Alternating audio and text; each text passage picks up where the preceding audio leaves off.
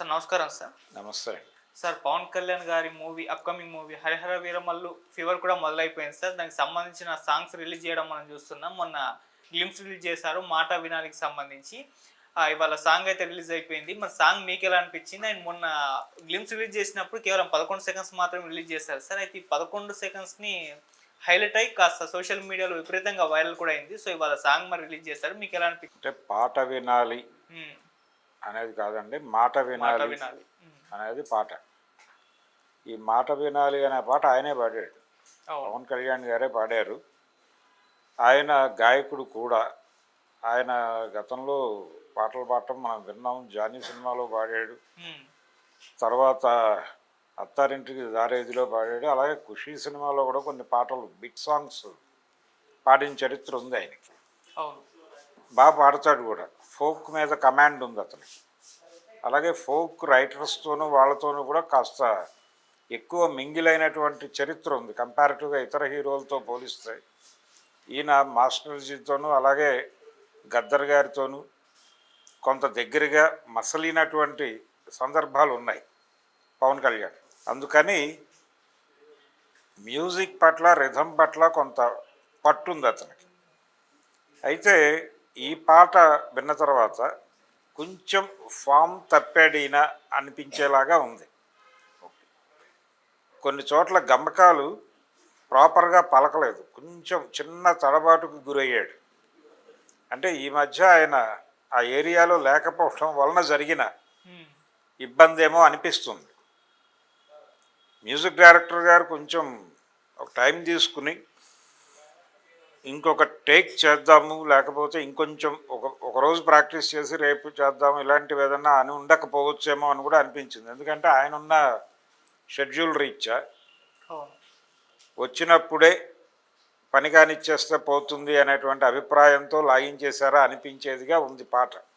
కాకపోతే పవన్ కళ్యాణ్ పాడటం అనేది ఒక అడ్వాంటేజు, పవన్ కళ్యాణ్ పాడుతూ ఉండగా వినటం అనేది ఒక అడ్వాంటేజ్. చాలా గ్యాప్ వచ్చేసింది. ఈ గ్యాప్లో ఇది పవన్ కళ్యాణ్ ఫ్యాన్స్ని సినిమా వైపు డైవర్ట్ చేసి సినిమా కోసం ఎదురు చూసేలాగా చేయటం అనేది ఈ పాట రిలీజ్ చేసినప్పుడు రత్నం గారి వ్యూహం. అదైతే వర్కౌట్ అయింది. ఆ మేరకు జనం చూస్తున్నారు దాన్ని, క్యూరియస్గా ఉంది. మూమెంట్ కూడా బాగుంది, వ్యూస్ వస్తున్నాయి బలంగానే. కాబట్టి హరిహర వీరమల్లుకు ఒక పాజిటివ్ ధోరణి మొదలైంది. పాట ఇన్ టోటల్ బాగుంది. అంటే పాటకి ముందు తెలంగాణ యాసలో ఆయన చెప్పే డైలాగులు ఉన్నాయి. పాట కొంచెం ఉత్తరాంధ్ర పద్ధతిలోనే వెళ్ళింది, ఎందుకంటే ఆయనకు అలవాటైన స్టైల్ కాబట్టి దాన్ని అడాప్ట్ చేసి పాట నడిపారు. మన ఇక్కడ ఈ మధ్య కాలంలో ఫోక్ సాంగ్స్ రాస్తున్నటువంటి రైటర్తోనే రాయించాడు, పెంచల్ దాస్తో రాయించారు తెలుగులో. కీరవాణి గారు సంగీతం. కీరవాణి కూడా ఈ పాటకి ఇంకా ఆయన జనరల్గా ఫోక్ చేసేటప్పుడు కొంచెం వినయంగానే పెడతాడు. అదే పద్ధతిలో ఓవర్ బీట్ లేకుండా డిజైన్ చేసి పాటని నీట్గా ప్రజెంట్ చేశారు, బాగుంది. కాకపోతే అదొక్క చిన్న వెలితి. పవన్ కళ్యాణ్ ఇంకొంచెం కాన్సన్ట్రేట్ చేస్తుంటే మంచి పాట అయ్యేది అది డెఫినెట్గా.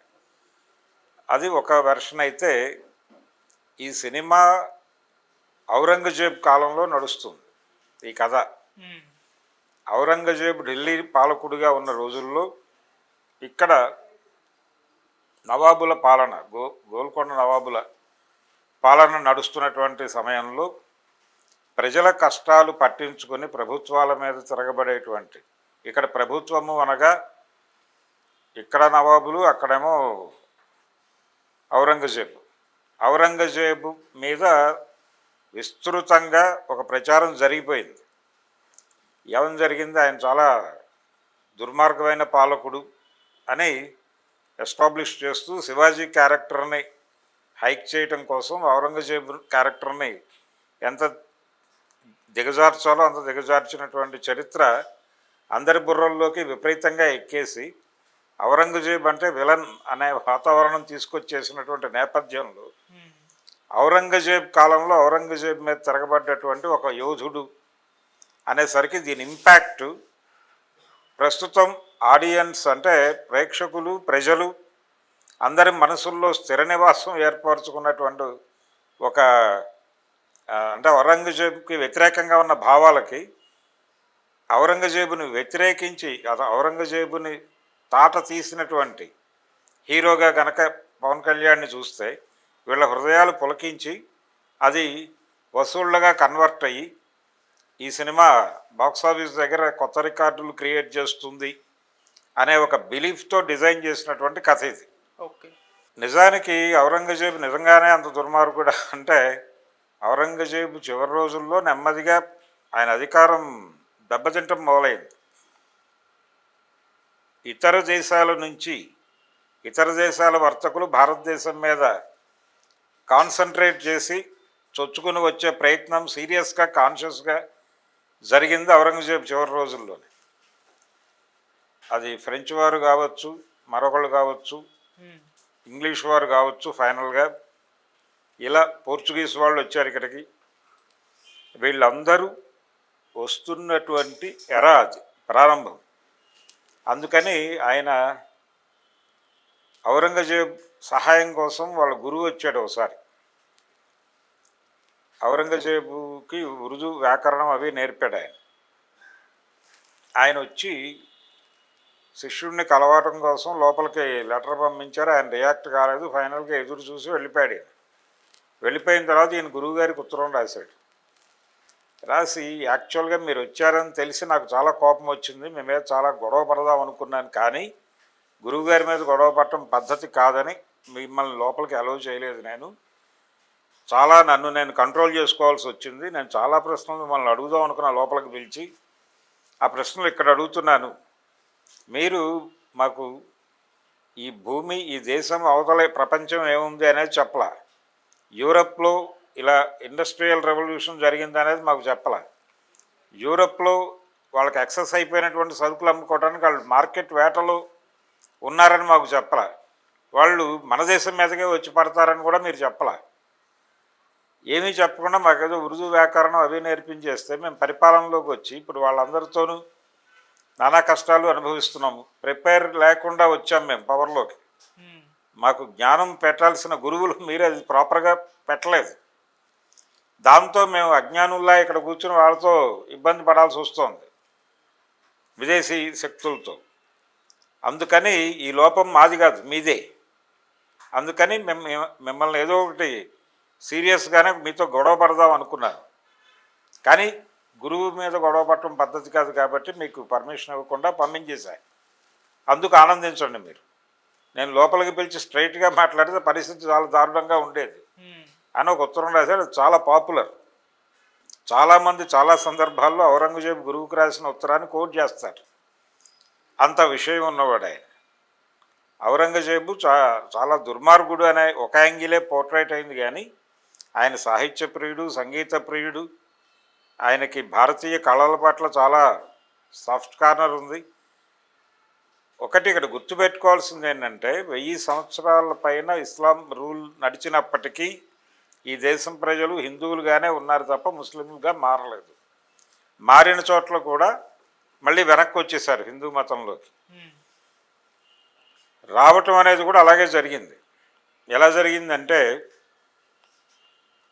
తెలంగాణలో నిజాం నవాబు గారి ప్రధానమంత్రి ఆయన కొంచెం చొరవ చూపించి మత మార్పిడులు ప్రోత్సహించాడు. కింది కులాల వాళ్ళు మారారు. మారిన తర్వాత దొరలు వాళ్ళని పనుల్లోకి పిలవడం మానేశారు, హిందూ దొరలు. ఎందుకు అంటే మీరు నవాబు గారి మతం కాబట్టి మిమ్మల్ని మీతో పని చేయించుకోవడం ఇబ్బంది, అందుకని పిలవట్లేదండి. వీళ్ళు రోజువారీ పొట్ట గడవాలి కదా, మరి మీరు పనికి పిలవకపోతే మేము చచ్చిపోతాం కదా పస్తులుండి అంటే అది మీ కర్మ, మాకేం సంబంధం, నవాబు గారి బంధువులతో మేము ఇళ్లలో పని చేయించుకుంటామా అన్నారు వీళ్ళు తెలివిగా. మరి ఏం చేయాలయ్యా పనిలోకి రావాలంటే మతం మళ్ళీ మారండి. వెంటనే ఆర్య సమాజ్ వచ్చి శుద్ధి చేసి వీళ్ళని మళ్ళీ హిందువులుగా మార్చి, హిందూ దళితులుగా, హిందూ మాలలుగా, హిందూ మాదిగలుగా మార్చి మళ్ళీ బానిసలుగా వాళ్ళు ఇళ్ళకి పంపించారు. ఇది జరిగింది తప్ప మెజారిటీ హిందువులుగా ఉన్నారు అనేది వాస్తవం, అది ఫ్యాక్ట్, ఎవరు కాదనలేని సత్యం. అందుకని ఇలాంటి నేపథ్యం ఉంది ఈ కథలో. ఇది పాయింట్ ఆయన తీసుకుంది. ఈ పాయింట్ మీద సినిమా నడిపితే వర్కౌట్ అవుతుంది. నేషనల్ మూడ్ అలా ఉంది. ఈ సినిమా ఇప్పుడు కాదు, మొదలైంది 5 ఏళ్ల క్రితం గొడవ ఇది. 5 ఏళ్ల క్రితం మూడ్ వరల్డ్ అంటే Indian public mood towards right politics ఉన్నాయి, టువర్డ్స్ హిందుత్వ ఉంది అనే ఉద్దేశంతో డిజైన్ చేసిన కథ ఇది. ఇప్పుడు పవన్ కళ్యాణ్ పవర్లో ఉన్నాడు. ఆయన ఈ మధ్య సనాతనం ఇవన్నీ మాట్లాడుతున్నాడు. సో ఈ సనాతన ప్రవచనాలకి